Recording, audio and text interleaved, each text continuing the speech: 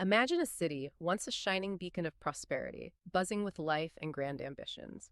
Now, picture that same city slowly, painfully, transforming into a landscape marked by decline, struggle, and stark contrasts.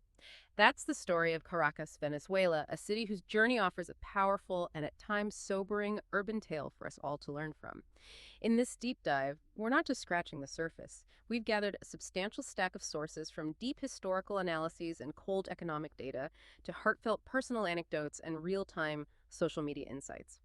Our mission is to pull out the most crucial nuggets of knowledge, helping you truly grasp the complex forces at play here, how a promise of equality intertwined with specific policies to lead to economic collapse, crumbling infrastructure, and profound social unrest in Venezuela's capital. We're here to help you connect the dots and understand what this means for communities far beyond Caracas.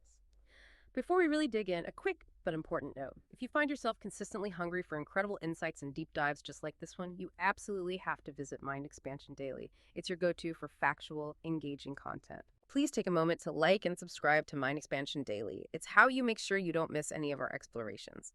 And if the knowledge we're sharing sparks something for you, if it adds real value to your day, maybe consider buying us a coffee. The link is right there in the description, and every bit of support helps us keep these deep dives coming. We're also genuinely curious about what you think. Do you agree or disagree with our summary of Caracas' journey? Leave us a comment. And while you're there, tell us where in the world you're tuning in from. We're on a mission to expand our reach worldwide and connect with curious learners everywhere. Okay, let's unpack this. Our story really begins in 1999 with Hugo Chávez's ascension to power and the launch of what he called the Bolivarian Revolution.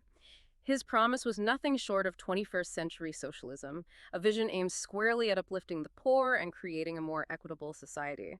At the outset, it sounded like a compelling new chapter for Venezuela. So what did those early years actually look like on the ground? Initially, there were undeniably tangible gains, particularly for the poor and marginalized. Chávez's government, flush with Venezuela's vast oil wealth, significantly expanded social programs. By 2011, extreme poverty had been cut by 15%. That's significant. It was. And within Caracas itself, initiatives like Plan Bolivar 2000 were actively constructing housing units and providing vaccinations to thousands.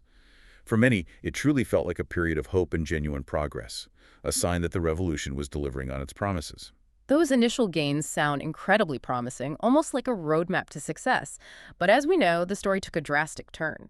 What hidden vulnerabilities or structural issues were already present, perhaps even masked by the early oil wealth, that ultimately undermined this progress?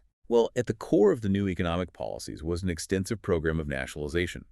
The idea was pretty straightforward. Bring everything under state control, ostensibly for the public good, and a more equitable distribution of wealth. Over 1,000 industries ranging from the critical oil sector to agriculture and banking were systematically brought under state ownership. The stated intent was to centralize economic power for the benefit of all Venezuelans. But the reality, according to countless reports we've analyzed, diverged sharply from that ideal. What happened when the state took over so many vital sectors, and how did that decision ultimately impact the economy? The impact was devastating. Instead of efficiency, the result was widespread mismanagement and inefficiency. By 2016, Venezuela's GDP had contracted by a staggering 35%. 35%? Yes. To put that in perspective, that's twice the economic impact the U.S. Great Depression had on its economy, and Caracas certainly bore the brunt of this decline. A critical underlying issue was that political loyalty increasingly trumped expertise in managing these complex, vital industries. Okay. Consider the state oil company, PDVSA, Petróleos de Venezuela, SA, which was once a global leader. Its production plummeted from 3 million barrels per day in 1998 to 2.3 million by 2014. A big drop already. And then by 2024, it was cut by another 50%, all largely due to mismanagement and a severe lack of investment in infrastructure and maintenance. Here's where it gets really interesting. This economic fragility, however, created fertile ground for another destructive force: widespread corruption, which began to take a massive toll. Our sources indicate an estimated $300 billion was siphoned off through various currency schemes by 2024. How did that kind of systemic corruption, coupled with this economic freefall, actually manifest for the average person in Caracas? What did it mean for their daily lives? The economic crisis hit ordinary Caraqueños incredibly hard, impacting every facet of their daily existence. Hyperinflation, for example, soared to an unbelievable 1.7 million% in 2018. 1.7 million%. Million, yes. Well, it stabilized to a still crippling 59.61% by 2024. The bolivar, the national currency, was nearly worthless. To illustrate, imagine a cup of coffee in Caracas costing 7.8 million bolívares in 2024. Wow. That's a mind-boggling 2,597% increase in just 1 year. This meant widespread shortages of basic necessities became pervasive, affecting an alarming 80% of households, 80%. and classifying 9.3 million Venezuelans as food insecure by 2024. And we see this desperation reflected vividly in the day-to-day routines of residents. A 2019 Washington Post report describes 60% of Caracas residents queuing for hours at supermarkets, often only to find empty shelves. It's a stark image. Adding to this, the nationalization of farmlands, where 6 million hectares were seized between 1999 and 2016, caused food production to drop by a staggering 75%. 75% drop in production. Even as the population grew by 33%. A perfect storm. Exactly. With 280,000 private businesses closing by 2019, informal markets, like those found in Titere, Caracas' largest slum, became lifelines. But even there, a 2023 study found that 70% of vendors earn below $2 daily, trapping countless residents in a cycle of grinding poverty. As the economic bedrock dissolved, its ripple effects were visibly etched onto the city itself. Beyond the economy, the physical fabric of Caracas began to unravel. What did this mean for the physical infrastructure that residents relied upon daily? Caracas' infrastructure indeed mirrors its economic woes, a visible testament to underinvestment and neglect. The city subway system, for instance, completed in 1995 and once a source of immense pride, Right, I remember hearing about that. now operates at barely 50% capacity due to a severe lack of maintenance. By 2024, only 12 of its 48 stations were functional, leading to frustrating delays of up to 2 hours for commuters. 2 hours just waiting for a train. Yeah. And the roads, many built during the 1960s oil boom, are now riddled with potholes, with reports suggesting 30% of major highways are virtually unusable. What's fascinating here is, well, maybe not fascinating, but telling, is how this dramatic impact of underinvestment and corruption was starkly eliminated by the devastating 2019 blackout.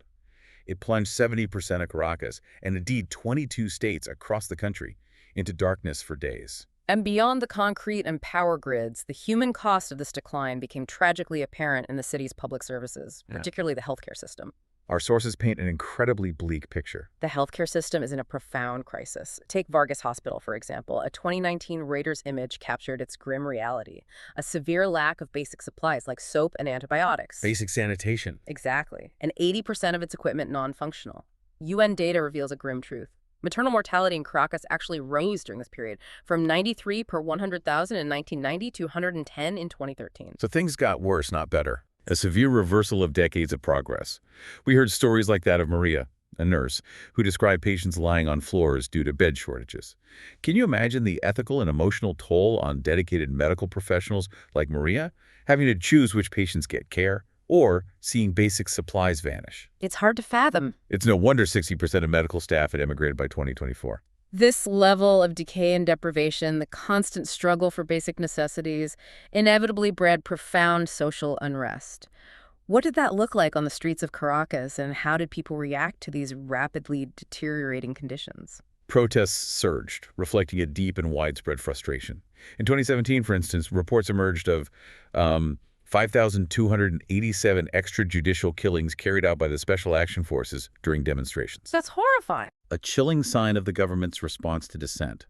By 2019, UN reports documented 1.6 million people joining massive anti-Maduro rallies in Caracas, demanding democratic reforms and an end to the crisis. The 2018 election, widely condemned as fraudulent, further deepened these divides. And a 2024 poll revealed that 65% of Caraqueños reported living in fear of government reprisals, illustrating the oppressive atmosphere.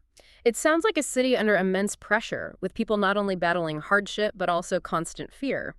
What about the social fabric itself? How did these conditions affect community, trust, and even personal identity? There's a significant social stigma that has unfortunately impacted many residents.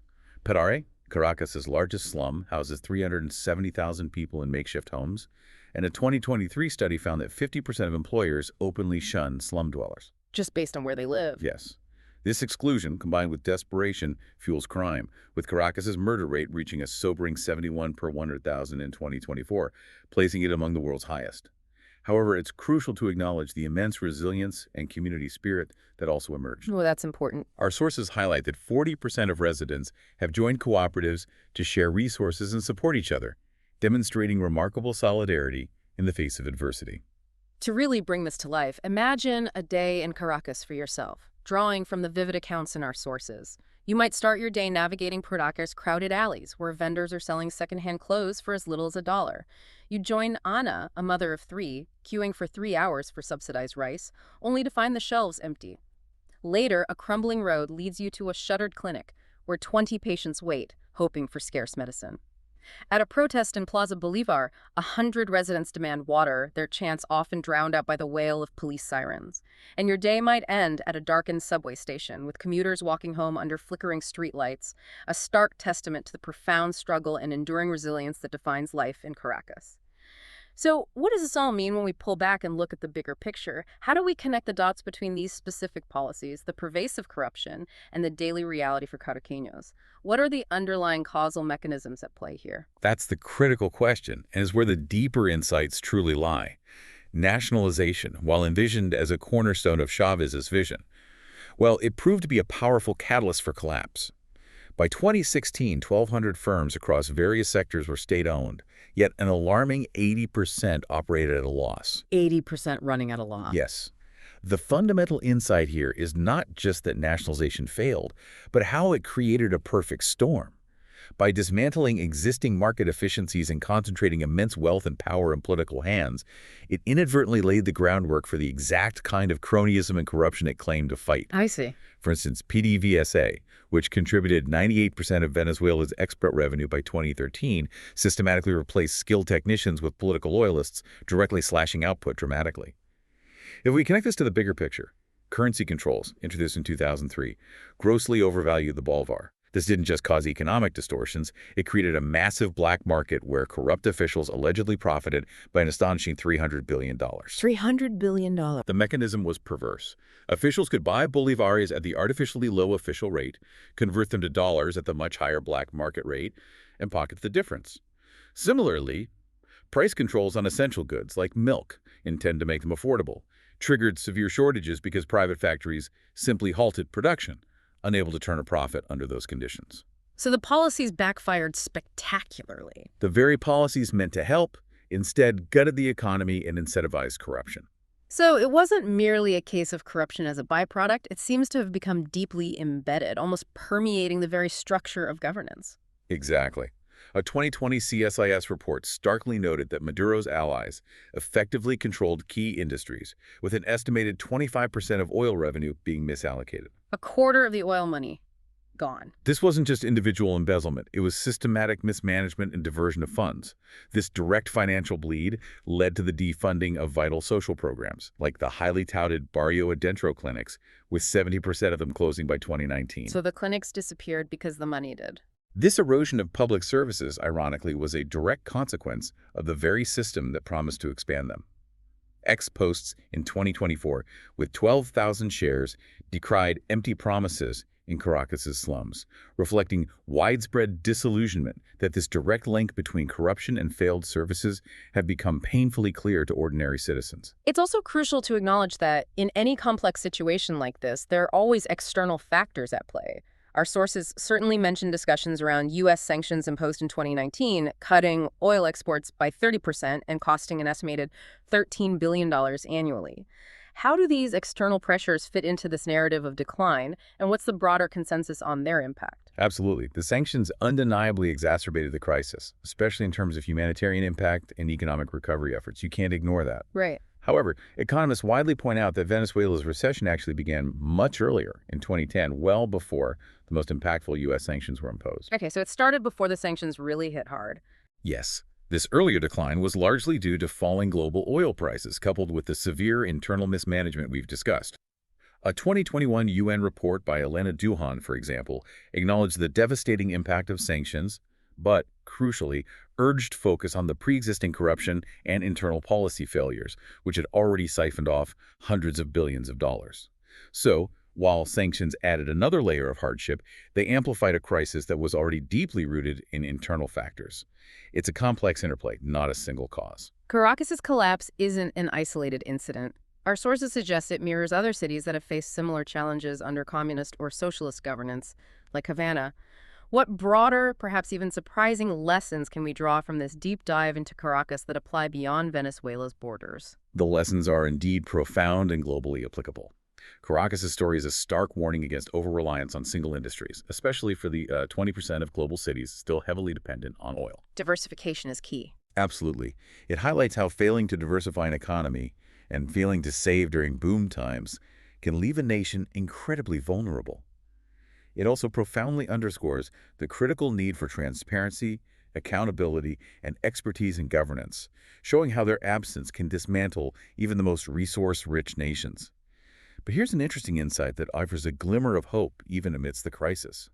Small, community-led initiatives in Caracas, like the community gardens currently feeding 1% of the city's population, That's fascinating. could inspire urban farming movements, potentially cutting food costs by 10% in slums worldwide. Furthermore, addressing corruption, as the UN estimates, could save a monumental $500 billion annually across developing nations. Caracas shows us both the precipice and the surprising resilience found at the grassroots. So, from a once prosperous city grappling now with 9.3 million facing food insecurity and 80% of its infrastructure failing, to a place where a staggering 5.6 million people have emigrated since 2014, Caracas stands as a powerful cautionary testament. It illustrates the profound consequences of ideological overreach, systemic mismanagement, and widespread corruption. Yet, as we've heard, it also stands as a testament to the enduring, incredible resilience of its people. This raises an important question for you to consider. What does Caracas' story tell us about the long-term, perhaps unforeseen impact of ideological economic policies? And what specific actionable steps can communities worldwide take to build resilience against similar declines, even amidst challenges like corruption and external pressures? That brings us to the end of this deep dive into Caracas. We truly hope you found this exploration insightful, thought-provoking, and perhaps even a little surprising. If you're keen to keep expanding your mind with more factual and engaging content like this, remember to visit Mind Expansion Daily. Please like and subscribe to stay informed. Your support helps us continue these deep dives. And if you found value in what we shared today, please consider buying us a coffee. The link is conveniently in the description. We'd love to hear your thoughts in the comments about Caracas' future, or even just what resonated most with you from today's discussion. And don't forget to tell us where you're listening from. Until next time, keep digging deeper.